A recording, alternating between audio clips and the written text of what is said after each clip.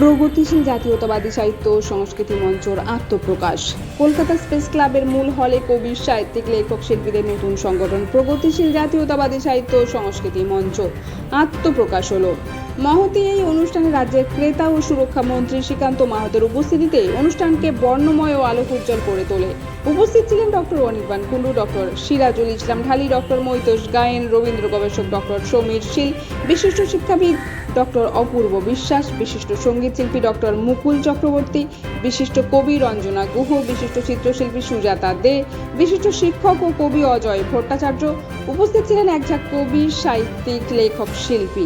বিশিষ্ট সাহিত্য সংগঠক, সমাজসেবী কাজ কাকু হিসেবে পরিচিত এই সংগঠনের মূল উদ্যোক্তা ও প্রতিষ্ঠাতা চন্দ্রনাথ বসু বলেন, মা মাটি মানুষের মনের কথা তুলে ধরা, বাংলা ভাষা বেশি ব্যবহার, অন্য ভাষা জোর করে চাপিয়ে দেওয়ার বিরুদ্ধে জনমত গঠন করার জন্য এই সংগঠনের জন্ম।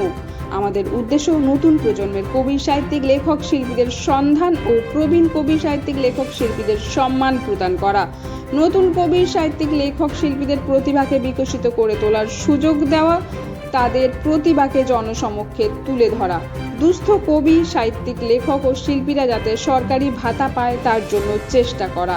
আগামী দিনে প্রতি জেলায় এই সংগঠন তৈরির উদ্যোগ গ্রহণ করা হবে। সবার শুরুতেই কলকাতা প্রেস ক্লাবের বাইরে নেতাজি বিদ্যাসাগর, নজরুল ইসলাম, বিবেকানন্দের প্রতিকৃতিতে মাল্যদান করে শ্রদ্ধাঞ্জলি নিবেদন করেন উপস্থিত অতিথিবৃন্দ। কলকাতা প্রেস ক্লাবের মূল ভবনে কবি, সাহিত্যিক, লেখক ও শিল্পীদের কলম থেকে যাতে সরকারি উন্নয়নের ওপর লেখা বের হয়, সেই জন্য কলম দিয়ে লিখে অনুষ্ঠানের উদ্বোধন করেন উপস্থিত অতিথিবৃন্দ। এই অনুষ্ঠানে রাজ্যের বিভিন্ন জেলা থেকে 200 জন কবি, সাহিত্যিক, লেখক ও শিল্পী উপস্থিত ছিলেন।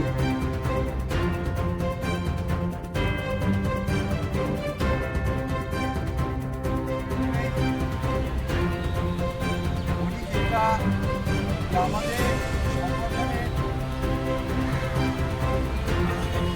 দেখেছিলাম সবাই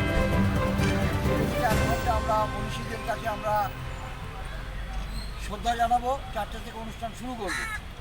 কিন্তু আমাদের অতিথিদের আজকে রবিবার, আপনারা নিশ্চয়ই জানেন যে 2026-এ বিধানসভা ভোট, সবাই ব্যস্ত যে যার এলাকায়, তাই সেই কারণে আমাদের একটু দেরি করে আরম্ভ করতে হচ্ছে।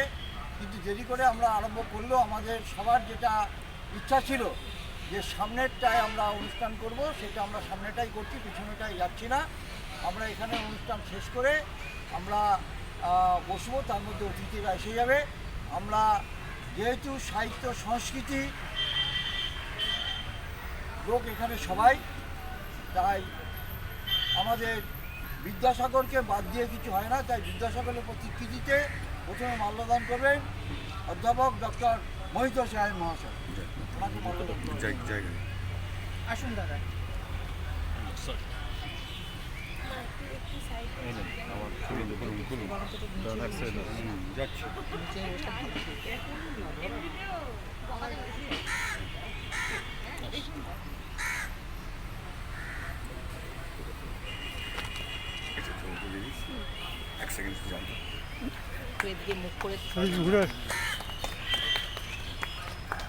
এদিকে ঘুরুন, এদিকে একটু মুখটা করুন, এদিকটা একটু ঘুরুন।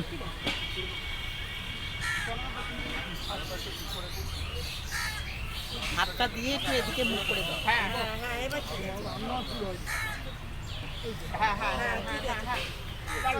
একটু তাকান দাদা, একটু তাকাও।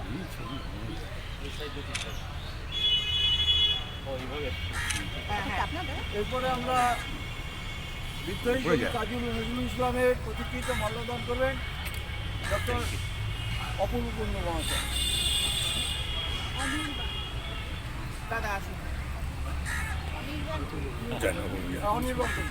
ভালো আছেন?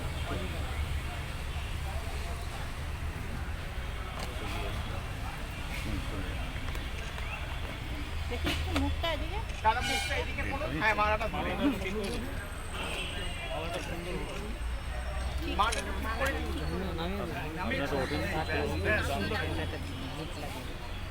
এরপরে আমাদের যুবনায়ক স্বামীজির গলায় মাল্যদান করবেন ডক্টর সিরাজুল ইসলাম ঢালি। ব্যবহার করবে সেই মাতৃভাষাকে অন্য ভাষা যদি কেউ চাপিয়ে দেয়, তা প্রগতিশীল জাতীয়তাবাদী সাহিত্য মঞ্চ রাস্তায় নামবে। আমার ভাষা আমার কাছে প্রিয়, তোমার ভাষা তোমার কাছে প্রিয়, কেউ কারো নয়। এটাই ভারতবর্ষের সংস্কৃতি। সেই সংস্কৃতি নিয়ে আমরা বাঁচতে চাই। শব্দবন্ধ লিখলেন 12 অক্ষরে। সেই শব্দবন্ধ কাঁপিয়ে দিয়েছিল ব্রিটিশ শাসনের দিক। 200 বছর ইংরেজ শাসনের অবসান হয়েছিল এবং ভারতবাসী হাসতে হাসতে গলায় ফাঁসি পড়ছিল।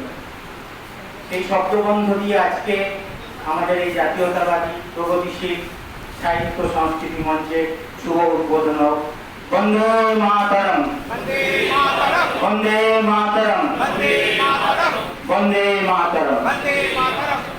এরা ক্ষুদ্রতা থেকে অর্থাৎ মাস লেভেল থেকে এই প্রথম কোন পশ্চিমবঙ্গে আমাদের চন্দ্রনাথ বসু যে উদ্যোগটা নিয়েছেন, অর্থাৎ একদম তৃণমূল স্তর থেকে মাস লেভেল থেকে, যেটা অর্গানাইজেশন প্রগতিশীল জাতীয়তাবাদী শিক্ষা সাহিত্য এবং সংস্কৃতি মঞ্চ, এই মঞ্চ গঠিত আজকে প্রেস ক্লাবে।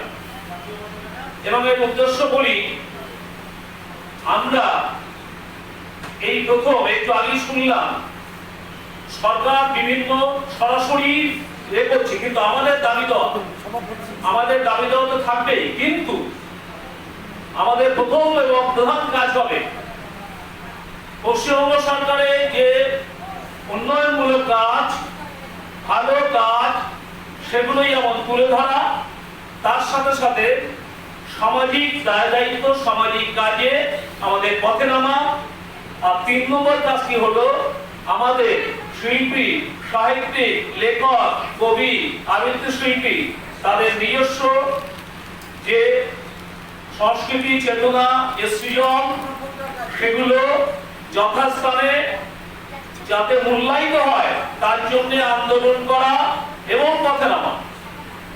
সমস্ত সৌবুদ্ধি সম্পন্ন মানুষ যারা সমাজের শিল্পী, সাহিত্যিক, কবি, এদের সকলকে নিয়ে আমাদের যে সংগঠন আত্মপ্রকাশ করলো, এটা একটা বিরাট তাৎপর্যপূর্ণ ঘটনা হয়ে থাকবে আমাদের কাছে, আমাদের জীবনে।